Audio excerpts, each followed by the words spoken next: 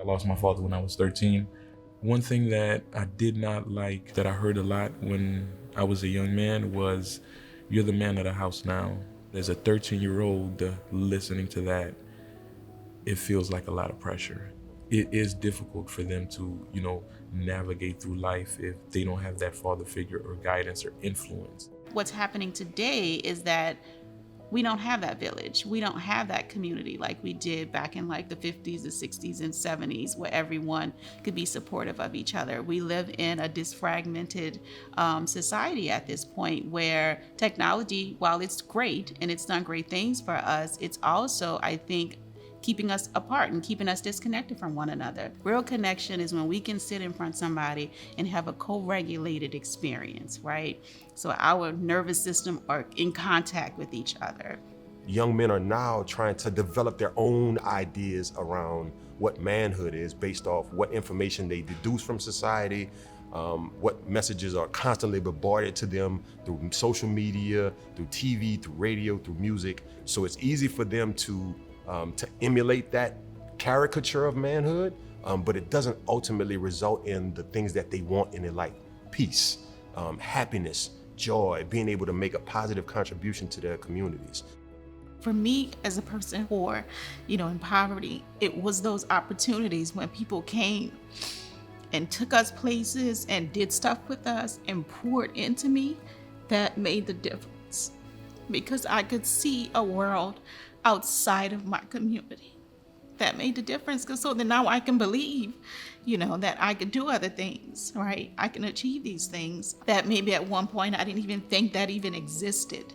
So I think it's extremely important that we take the time to really connect to individuals, because we were all young once. The Crescent City Mentoring Collaborative came together so that we could form an organization to recruit more mentors.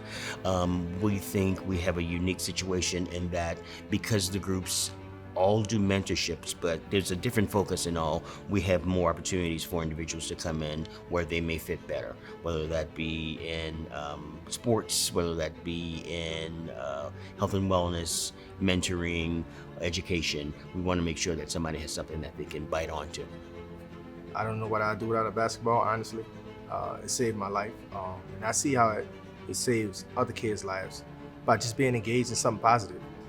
So just being engaged in something positive, even if it's just reading a book or anything, having exposure and being able to help them to see certain things, to funnel that energy that they have, a negative or positive, whatever's coming from their home, to be able to succeed in life. We ask gentlemen to give an hour a week to mentor these boys and to get guys to believe that you can change a young man's life in 1 hour a week. Who cares that it's 22 consecutive weeks, but in an hour a week, folks just don't really believe that they can make that kind of impact.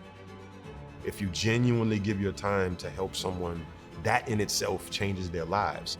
Having a mentor impacted my life incredibly. Anyone who's interested in mentoring, just go out there and do it.